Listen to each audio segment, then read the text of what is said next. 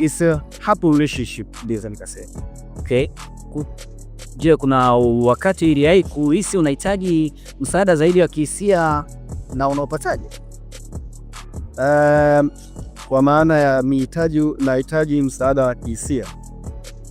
Kuna muda lazima kama binadamu, kuna muda unahitaji. Unajua mwisho wa siku wanasaikolojia wanasema kwamba human being is a social being. Kwa maana yani nafsi ya mtu ni nafsi ambayo inahitaji kuingiliano. Tunasemaga ni nafsi ambayo inahitaji kujamiana, yani iweze kukutana na watu wengine.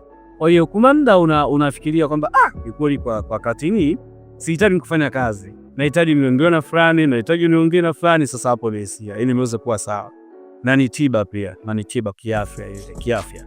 Okay, katika mahusiano yako ni kitu gani ambacho mwenza wako amewahi kufanya na kikakuinua wakati ulipokuwa kwenye changamoto kubwa kazini? Huwa ananipa time. Ikifika muda kwamba nahitaji muda niweze kufanya kazi, huwa ananipa time na nimeelewa sana. Kama nilivyosema awali kwamba ni mtu ambaye ni professional moja. Kwa hiyo anajua mikisema labda kuna muda fulani natakiwa kwenda ambao ilitakiwa niwe naye.